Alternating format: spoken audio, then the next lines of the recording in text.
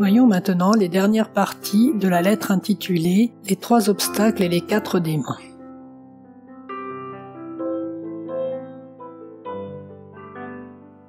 Quatrième partie. L'atteinte de la bouddhéité est en fait difficile. Plus difficile que l'exploit consistant à placer une aiguille au sommet du mont Sumeru de ce monde et à lancer un fil depuis le sommet du mont Sumeru d'un autre monde directement dans le chat de cette aiguille. Et l'exploit est encore plus grand s'il doit être accompli par vent contraire.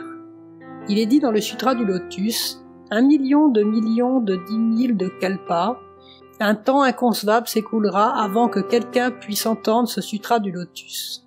1 million de 10 000 de kalpas, un temps inconcevable s'écoulera avant que les Bouddhas, honorés du monde, ne prêchent ce sutra.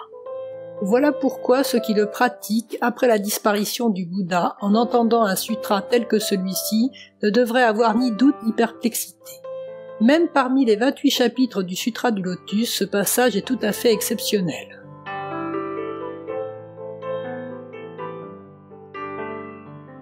Dans ce sutra, depuis le chapitre Introduction jusqu'au chapitre Le Maître de la Loi, on trouve en très grand nombre les êtres humains et les êtres célestes, les 4 sortes de croyants et les 8 sortes d'êtres non humains, ceux qui sont au stade de l'illumination presque parfaite ou au-dessous. Mais il n'y a qu'un seul Bouddha, l'ainsi venu Shakyamuni. Ainsi, ces chapitres, qui peuvent paraître insignifiants, sont d'une grande portée. Les 12 chapitres allant de l'apparition de la tour au trésor jusqu'à transmission sont les plus importants de tous. C'est en effet dans ces chapitres que, en présence du Bouddha Shakyamuni, apparut la tour au trésor de maints trésors. C'est comme si le soleil avait surgi devant la lune. Les Bouddhas des 10 directions étaient assis sous les arbres, et c'est comme si les herbes et les arbres des mondes des 10 directions avaient pris feu. C'est dans ce contexte que fut exposé ce passage du sutra.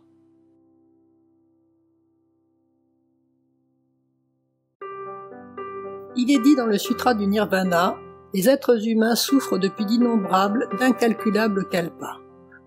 En un kalpa, les eaux laissées derrière soi s'élèvent aussi haut que le mont Vipula, près de Rajagriha, et l'on tête autant de lait qu'il y a d'eau dans les 4 mers. Le sang répandu dépasse le volume d'eau des 4 mers, tout comme les larmes de douleur déversées à la mort des parents, de frères et de sœurs, d'épouses, d'enfants et d'autres membres de la famille. Et même si l'on découpait toutes les plantes et tous les arbres poussant sur terre pour en faire des bâtonnets de 4 pouces, ces bâtonnets ne suffiraient pas pour compter tous les parents que l'on a eus durant toutes nos vies passées. Telles sont les paroles prononcées par le Bouddha, étendu dans le bosquet d'arbres Sala, le dernier jour de sa vie. Vous devriez leur accorder la plus stricte attention. Elles signifient qu'il est impossible de compter le nombre de parents qui vous ont donné naissance depuis d'innombrables kalpas. Même avec les baguettes de 4 pouces que l'on pourrait obtenir en coupant toutes les plantes et tous les arbres poussant dans l'ensemble des mondes des 10 directions.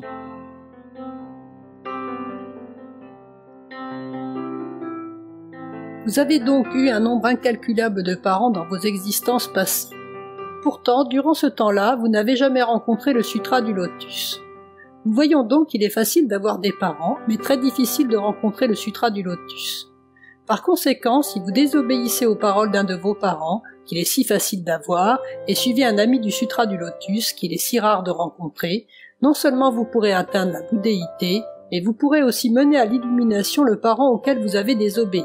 Ainsi, le prince Siddhartha était le fils aîné du roi Suddhodana. Son père voulait qu'il lui succède sur le trône et gouverne le pays, et il le désigna effectivement comme prince héritier. Mais le prince s'opposa au désir de son père, et une nuit, il s'échappa du palais. Le roi lui tint grief de ce manque de piété filiale. Mais Siddhartha, après avoir atteint la bouddhéité, commença par mener ses parents, le roi Suddhodana et dame Maya, sur la voie du Bouddha.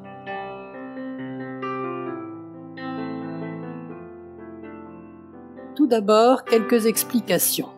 La phrase « 1 million de 10 000 de kalpas » un temps inconcevable s'écoulera avant que quelqu'un puisse entendre ce sutra du Lotus. 1 million de 10 000 de kalpas, un temps inconcevable s'écoulera avant que les Bouddhas, honorés du monde, ne prêchent ce sutra. Voilà pourquoi ceux qui le pratiquent après la disparition du Bouddha en entendant un sutra tel que celui-ci ne devraient avoir ni doute ni perplexité. Est extraite du chapitre 20 du Sutra du Lotus. La mesure, 4 pouces, équivaut à une douzaine de centimètres. Siddhartha ou Siddhartha Gautama, dit Shakyamuni, ce qui signifie sage des Shakyas, est l'héritier des Shakyas dont le royaume se trouvait sur les contreforts de l'Himalaya. Dame Maya est la mère de Shakyamuni. D'après les textes canoniques, elle est décédée 7 jours après la naissance de son fils. Mais ici, Nichiren s'appuie sur un sutra Agama appelé Recueil des Sutras Agama, traitant de certains éléments doctrinaux dans lesquels on peut lire « Quand Shakyamuni s'éleva dans le ciel des 33 divinités pour enseigner la loi à sa mère Maya ».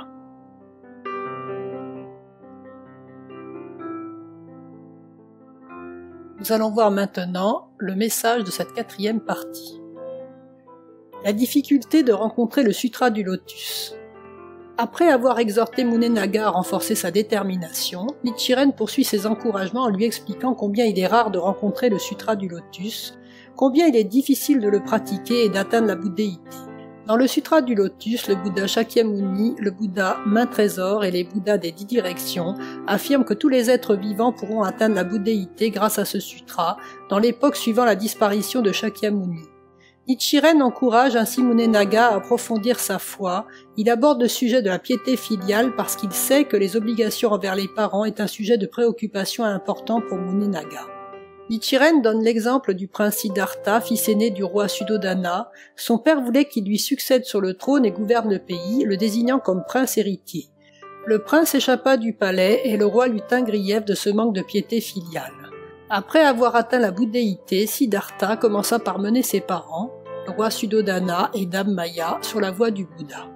Nichiren envisage donc la reconnaissance envers les parents, non pas du point de vue de la société, mais du point de vue du bouddhisme, et explique la difficulté de rencontrer le Sutra du Lotus et la pratique bouddhique au cours de nombreuses existences, comparativement au fait que nous avons des parents dans chacune de ces vies.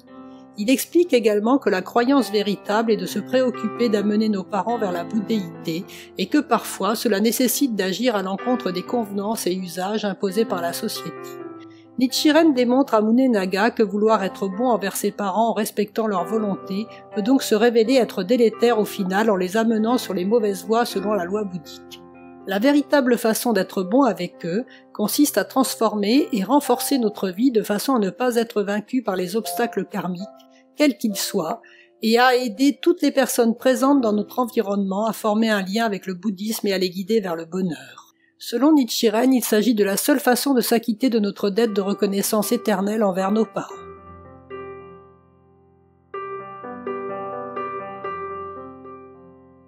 Cinquième et dernière partie. Aucun parent n'exhorterait jamais son fils à renoncer au monde afin d'atteindre la bouddhéité.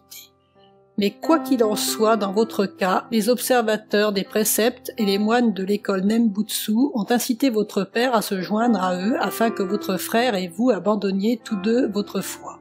On dit que le moine Double Incendie persuada les autres de réciter 1 million de fois le Nembutsu afin de créer la discorde parmi les gens et de détruire les graines du Sutra du Lotus. Le moine séculier du Gokurakuji semblait une personne admirable. Mais, égaré par les moines du Nembutsu, il me traita avec hostilité, et cela entraîna non seulement sa perte, mais aussi celle de tout son clan. Seul le seigneur d'Eshigo a survécu.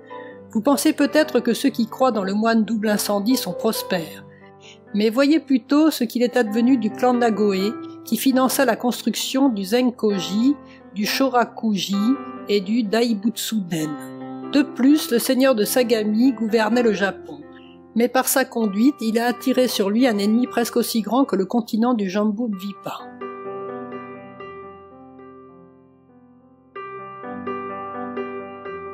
Même si vous abandonnez votre frère pour prendre sa place dans les bonnes grâces de votre père, attendriez-vous 1000 ou 10 000 ans, vous ne connaîtrez jamais la prospérité. Il n'y a pas moyen de savoir ce qui vous arrivera, y compris dans un avenir proche. Comment pouvez-vous alors être certain de goûter la prospérité tout au long de votre vie ? Vous devez donc vous résoudre à consacrer toutes vos pensées à votre bonheur dans votre prochaine existence. Après avoir écrit tout cela, il m'apparaît que cette lettre est peut-être vaine. Et je suis trop las pour poursuivre. Mais cela pourra aussi vous servir de référence à l'avenir. Avec mon profond respect, Nichiren, le 20e jour du 11e mois, réponse à Ioe no Sakan.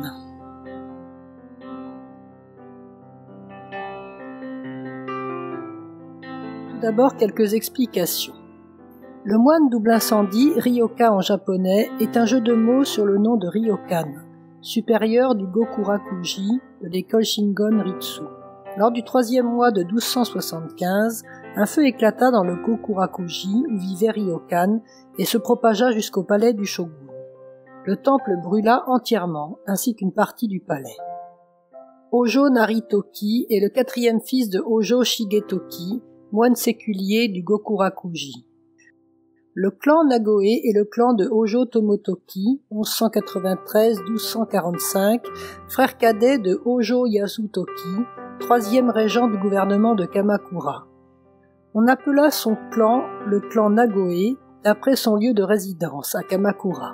On dit que Tomotoki fut, tout comme son clan, un fervent croyant de l'école Nembutsu. Les 6 fils de Tomotoki connurent tous une fin tragique.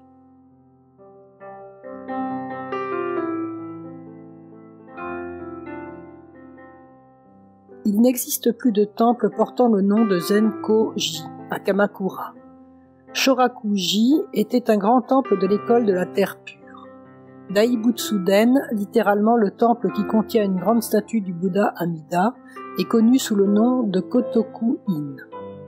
Le seigneur de Sagami est Hojo Tokimune, 1251-1284, 8e régent du gouvernement de Kamakura. L'ennemi dont il est question dans cette phrase désigne les Mongols qui avaient lancé une première attaque en 1274.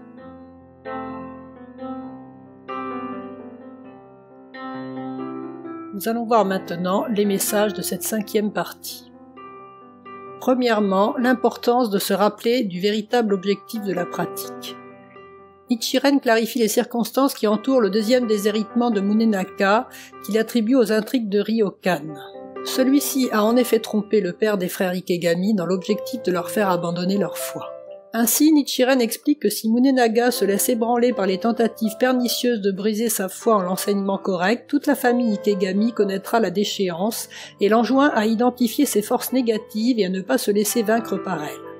Nichiren conseille à Munenaga de ne pas rechercher une prospérité instable et éphémère, mais de lutter pour atteindre un état de bonheur éternel, par une foi résolue dans le Sutra du Lotus. Les parents souhaitent le bonheur de leurs enfants, et ont souvent une vision superficielle de la vie liée à leur obscurité fondamentale et au fait qu'ils peuvent être influencés par des croyances erronées, dispensés par des faux sages qui ont une respectabilité apparente, mais sont en fait corrompus et avides d'honneur, d'argent et de pouvoir. C'est le cas de Yasumitsu, il est influencé par Ryokan, moine du Nembutsu, très influent auprès du gouvernement et dont il suit la doctrine. Ryokan veut nuire à Nichiren et à la propagation de la loi en imposant ses propres règles par une apparente respectabilité. Son but est de pousser les frères Ikegami à abandonner leurs croyances dans le bouddhisme de Nichiren. Ryokan incarne le 3e grand ennemi, c'est-à-dire les moines révérés comme des saints qui recherchent les honneurs et profits en méprisant les personnes ordinaires. Nichiren Daishonin met en évidence les rétributions négatives des personnes qui ont suivi Ryokan afin que Munenaga prenne conscience qu'il ne retirera aucun bienfait en cas de mauvais choix, soit obéir à son père pour hériter en abandonnant son frère. De tels objectifs basés sur la cupidité qui semblent bénéfiques à court terme sont des leurres qui éloignent en réalité la bouddhéité. Nichiren souligne le fait que rencontrer la loi au cours de nos nombreuses existences est rare et que l'atteinte de la bouddhéité est encore bien plus rare. Il explique que la piété filiale ordinaire est superficielle et que seule la croyance peut véritablement honorer nos parents à un niveau plus profond en nous permettant d'atteindre la bouddhéité et en leur permettant également de le faire. Il vaut donc mieux désobéir à son père si sa demande est en opposition avec la loi bouddhique, c'est à long terme un bien meilleur choix, que ce soit dans cette vie ou dans les suivantes. Nichiren avait conscience que ses disciples laïcs étaient confrontés aux réalités quotidiennes de la vie et combattaient vaillamment pour montrer la preuve factuelle de leur foi, et se réjouissaient toujours de leur succès dans la société, mais il leur rappelait toujours que le véritable objet de la pratique bouddhique est de garantir un bonheur éternel par la transformation de leur état de vie. Rencontrer les 3 obstacles et les 4 démons est une épreuve qu'il faut surmonter pour atteindre l'état de vie du Bouddha et parvenir à un épanouissement et une liberté totale. C'est pourquoi Nichiren encourage Munenaga à affronter directement les fonctions démoniaques qui se présentent à lui sous la forme d'un conflit de succession familiale. L'attitude de Nichiren vis-à-vis de Munenaga incarne la relation de maître et disciple qui doivent s'unir en engageant leur vie pour faire progresser Kozenrufu face aux assauts des fonctions démoniaques. Se réjouir des attaques et faire jaillir notre détermination à lutter de toutes nos forces nous permet de vaincre ces fonctions. La lutte commune du maître et du disciple permet de vaincre de tels obstacles, d'ouvrir un nouveau chemin pour les successeurs et de créer une nouvelle ère.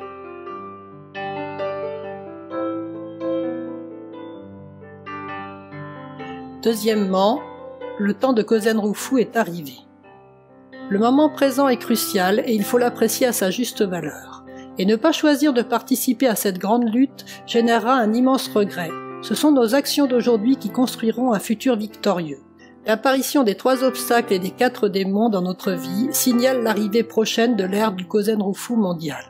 Nichiren dit, dans la lettre aux 2 frères Ikegami, « Pourrait-il y avoir dans l'avenir plus merveilleuse histoire que la vôtre ?» Écrit, page 503.